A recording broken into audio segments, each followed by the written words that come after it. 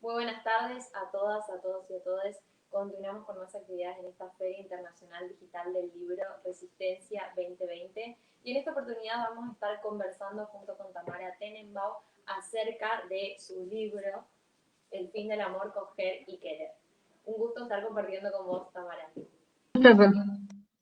Ahí, a ver si me veo mejor ahí, más fácil de ese lado. Ahí te escuchamos. Bueno, yo te voy a presentar. Tamara Tenenbaum, criada en un lugar judío ortodoxo. Su infancia transcurrió mayormente en el 11, donde todavía vive su madre. Su padre falleció en el atentado de la AMIA cuando ella tenía 5 años. En la Universidad de Buenos Aires obtuvo una licenciatura en filosofía, donde trabaja también como docente. Además, ejerce la docencia en la Universidad Nacional de las Artes, licenciada en Filosofía, escritora y periodista argentina, destacada como referente feminista. En 2017 publicó su libro de poesía Reconocimiento de Terreno. En 2018 ganó el premio Ficciones que le otorgó el Ministerio de Cultura argentino por Nadie vive tan cerca de nadie, y publicó en 2019 otro libro, esta vez de ensayo, acerca de las relaciones amorosas y el sexo en tiempos de revisionismo de hábitos patriarcales conquistados. El fin del amor, querer y coger en el siglo XXI, sabe captar un aire de época, profundiza en los vínculos, en las dificultades contemporáneas para conectarnos, tanto desde la experiencia propia como la ajena. Este libro tiene los condimentos necesarios para transformarse en un manifiesto feminista. Y bueno, si bien, este es el libro del que vamos a hablar en el día de hoy, que en este sentido me pongo a pensar acerca de, si bien esta mirada que hoy tenemos hoy en día acerca de las relaciones entre personas, la pareja o las relaciones de más de una persona, el amor, el sexo y demás, de alguna manera esto sigue siendo en nuestra sociedad de alguna manera un tabú. ¿Cómo lo planteas en este sentido vos desde tu libro? No, yo no creo que sea un tabú, yo creo que es un tema del que se habla todo el tiempo, de hecho, muchísimo. Yo creo que en cualquier caso, diría que incluso lo que sucede es que es un tema sobre el que se habla muchísimo y que en realidad justamente eh, se espera que las mujeres estemos todo el tiempo hablando de eso y todo el tiempo ocupándonos de eso. Me parece que justamente parte de lo que a mí me interesaba del libro era eso. O sea, parte de lo que a mí me interesa en general es pensar, bueno, la vida no se trata solo de tener una pareja. Eh, y a la vez reconocer, por supuesto, que es un tema complejo y por el que pasan muchas cosas y por el que se sufre mucho, pero también sobre todo pensar, bueno, hay otras formas de vida y hay otras formas de transitar la vida y hay otras cosas en la vida de las mujeres que no son la pareja. Me parece que y eso es muy importante como para mí. Por eso que sé yo, a veces me preguntan por alguna cosa como, bueno, y hablemos del autoamor y hablemos de no sé qué, yo, hablemos de otra cosa. O sea, como en el sentido de que la liberación para mí es hablar de otra cosa. Genial. Y bueno, también vos hablabas de que justamente tu libro no se trata de un manual, sino que, bueno, relatás también desde tu propia experiencia, cómo fuiste adentrándote en este mundo en el que también tanto se habla, digamos, de sexo, pero al mismo tiempo te encontraste con que lo que vos conocías en ese momento, formando parte de una cultura judía ortodoxa, si bien no la vivías tan latente como otras personas, claramente, porque bueno, vos también relatás en tu libro que no vivías bajo los reales, los completos impuestos que hay dentro de la cultura judía ortodoxa, es decir, que bueno, que pudiste ir al cine, pudiste hacer otras actividades que quizás otras personas que vos conocías, que estaban adentro de esa religión, no podían hacerlo. Pero también me interesaba que vos hablás de esto y justamente con lo que venías a decir recién, de que esto de para los que no sabemos dejarnos llevar, vos pensaste escribir y pensar y reflexionar para sentir de esta manera una compañía con esas personas que sienten de esa manera al igual que vos, ¿no? Sí, yo creo que sí, que escribir libros es parte de una conversación, se trata de eso, se trata de formar parte de una conversación y elegir eso. Me parece que si bien la escritura es una actividad profundamente individual y que se hace sola y no hay otra, no hay vuelta, o sea, yo siempre lo digo cuando doy taller, por ejemplo, que todo lo que hacemos en el taller es algo que solamente es instrumental para lo que pasa después, que es la escritura, que es algo que pasa cuando uno está solo. Pero, o sea, yo creo que la dimensión social de la escritura igual existe y tiene que ver con eso, con participar de una conversación. Y eso tiene varias aristas. Por un lado, que al escribir un libro uno pone algo, uno quiere poner algo a circular en sociedad para que pase algo con eso, para que otras personas contesten, participen. Y también por otro lado que me parece que todo libro de ensayos, de ficción también, pero de ensayos sobre todo, es un libro que es producto de conversaciones con otras personas, de experiencias de militancia, y que todo eso está en los libros. O sea, en ese sentido, una se sienta a hacer el trabajo de escritura, pero esa escritura, por lo menos en mi caso, siempre viene de conversaciones con otras personas. De otra forma, escribir sobre política, o sea, existen esos ensayistas, es muy común, de hecho, el ensayista político que se sienta en su escritorio y arma no sé qué super teoría desde ahí. Eso existe y hay gente a la que le interesa, especialmente varones de cierta edad, a los que ese formato les gusta mucho. Pero en general yo creo que si uno tiene ganas de escribir sobre política, tiene que circular. Y circular es escuchar y entonces ya uno no sabe, una no sabe. Yo por lo menos hay cosas que ya ni me acuerdo donde las escuché. Todas las veces que me acuerdo pongo de quiénes son, o sea, textos siempre cito, compañeras a veces también, pero después hay muchas veces en el libro que pongo frases y situaciones de compañeras que ya ni me acuerdo quiénes son. Digo, estoy en asamblea, pasó esto, en otro grupo pasó esto, no sé. Pero esas cosas para mí son parte del trabajo. Totalmente. Esto de una conversación constante, bueno, que también lo planteas constantemente en tu libro. Y vos también, si bien hablas que hay que pensar justamente las relaciones de todo tipo, entendiendo las diversidades, vos lo planteás también como esto de algo particular en la heterosexualidad.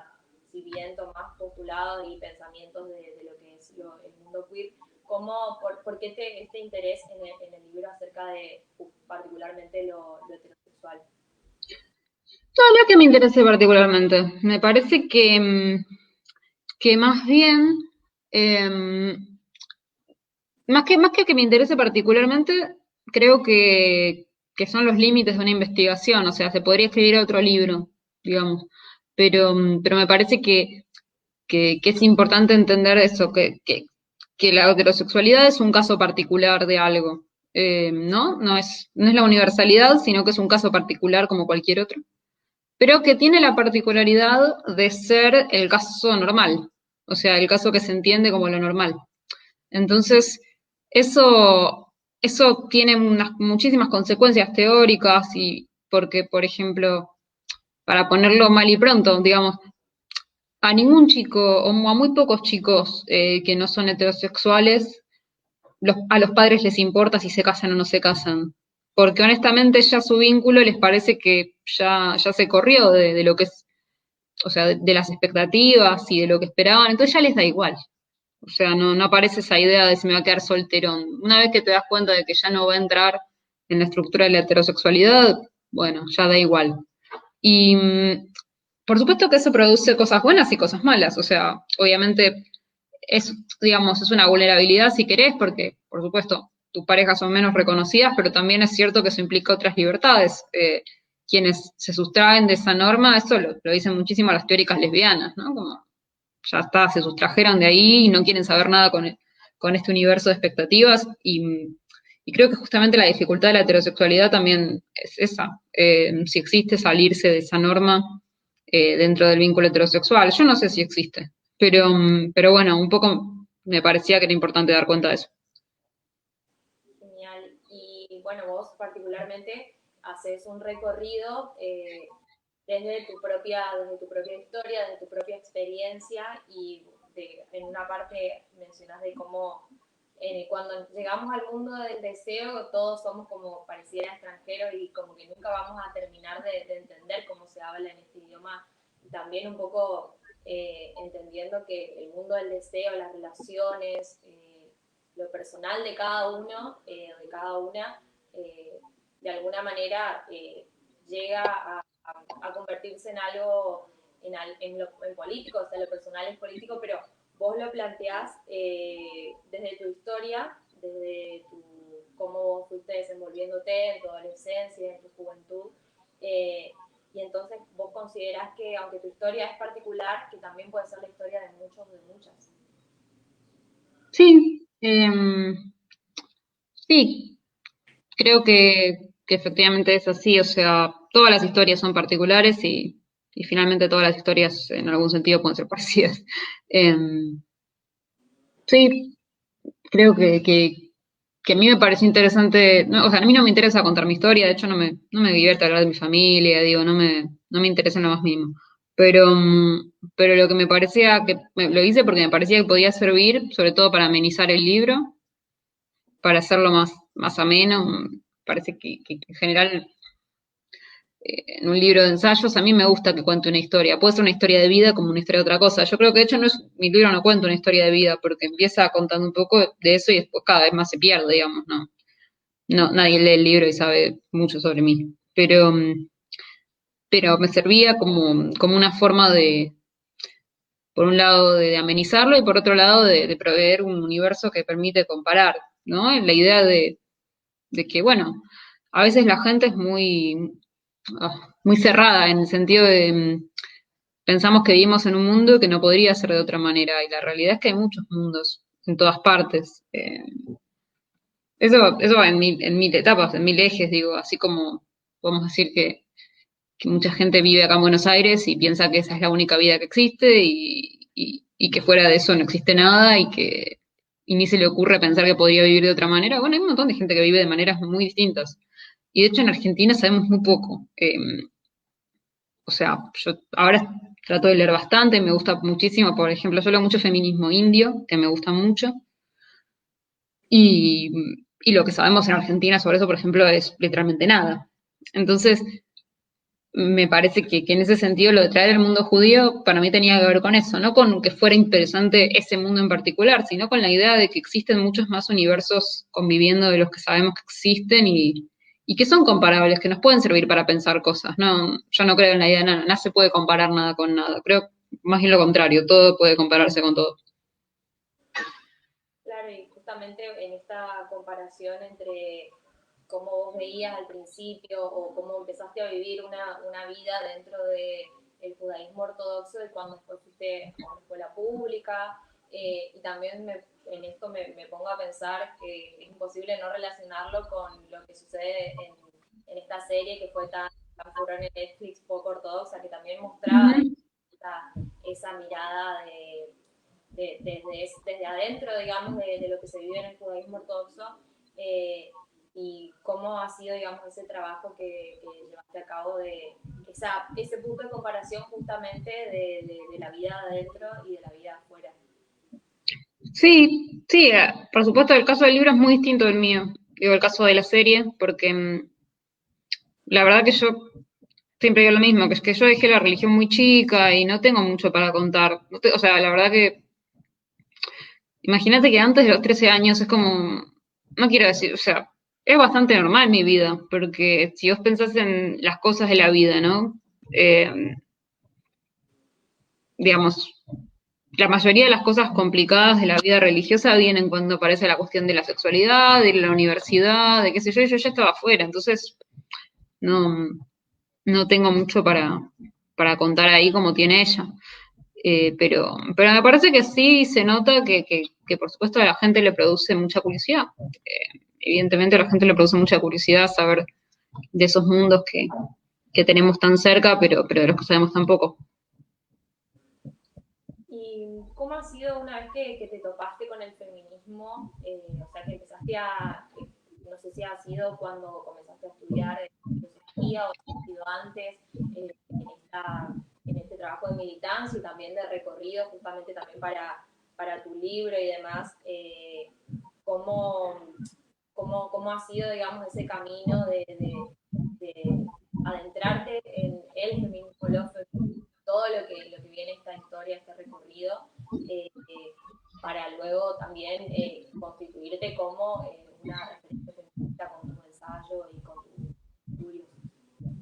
No, yo no soy referente feminista. Creo que referentes feministas son las personas que hacen política en el día a día, que están en el territorio y que son las que hacen el trabajo. Yo no me considero eso y me parece importante no considerarlo ni serlo porque a mí me quitaría una libertad que hoy tengo y, y digamos, eso, me parece que quienes hacen política, sea en una agrupación partidaria, como puede ser una agrupación territorial que no responde a ningún partido, digo, quienes están ahí siempre responden a los problemas de su comunidad y responden a una línea y tienen que hacerlo y tienen una responsabilidad que es importantísima y que es clave que yo no tengo.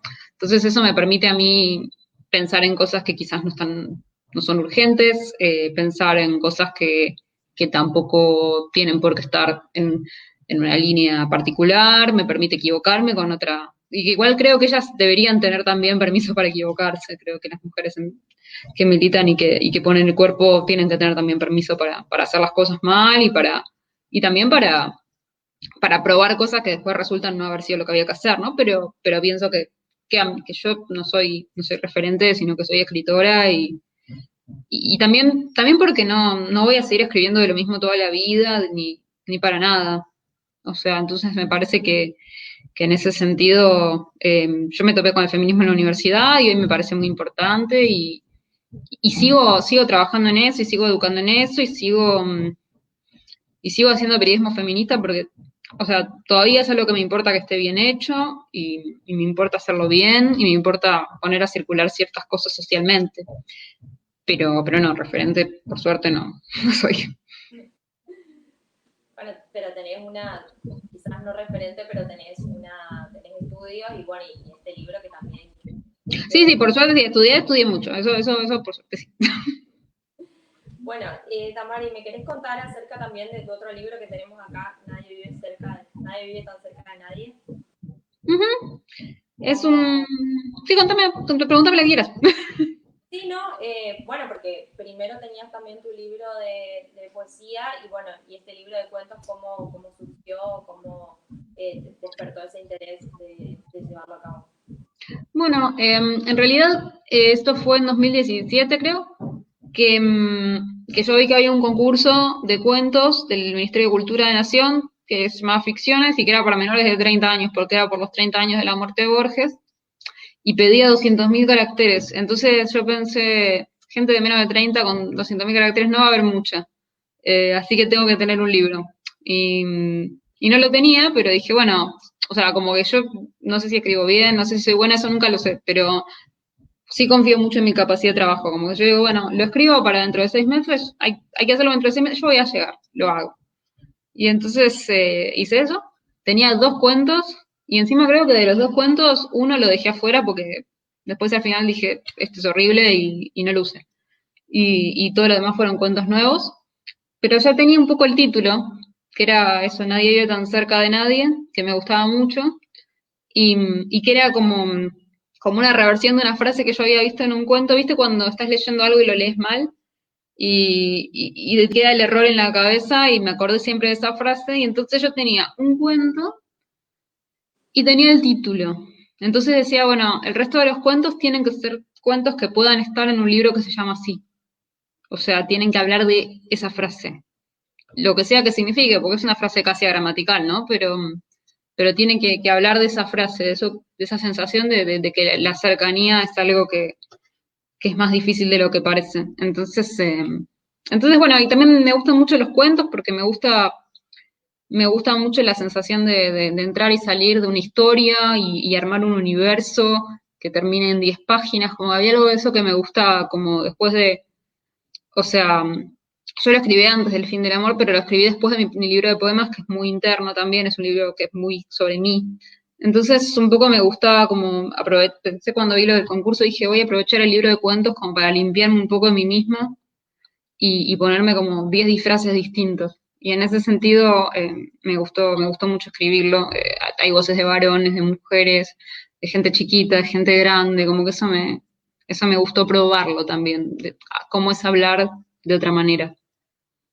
Y en esto que decís también de ponerte otro disfraz o probar algo nuevo, algún género que también sientas que te interesa retomar y empezar a partir de ahora algún género que digas, bueno, sí, ya fui por un libro de cuentos, ya fui por un ensayo, ya fui por poesía, por ahora quiero seguir con alguna novela, otro tipo de ensayo. Sí, sí, tengo una novela que no sé, a medio camino, otra pensada, y después la otra cosa que tengo es una obra de teatro que, bueno, le íbamos a estrenar este año, pero no abrieron los teatros, entonces no la estrenamos. Pero ni bien ahora en los teatros tenemos un monólogo que escribí para Violeta Ortiz Berea, y entonces ni bien abran los ensayos, podremos hacerla con la dirección de Andrea Garrote, así que sí, a mí me gusta, yo siempre digo lo mismo, que es que a mí lo que más me gusta es escribir y en general con eso no tengo, o sea, el límite me lo dará mi propia capacidad, pero no tengo, como digo, no, yo esto no lo haría, todo lo haría, todo me gusta, así que sí, o sea, ni bien pueda seguir con las novelas, pasa que también tengo comprometido otro ensayo para el año que viene, así que y medio que bueno, que es uno, me parece que en la editorial es medio es el arreglo, un ficción y un no ficción intercalados. Entonces, tengo que terminar eso y después puedo retomar la novela. Así que bueno, seguro vamos a estar esperando para que también puedan abrir los teatros y podamos disfrutar. Ojalá. Y bueno, y también lo próximo que se esté gestando también en tu cabeza y en tu creatividad. Así que la verdad ha sido un placer enorme compartir con vos, Tamara, esta conversación y bueno, saber que bueno, sus libros los pueden conseguir en la librería, los pueden conseguir en la Feria Internacional Digital del Libro.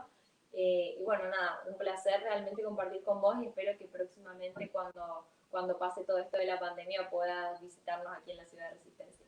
Ay, me encantaría, un placer. Que andes bien. Un placer enorme, muchísimas gracias, Tamara.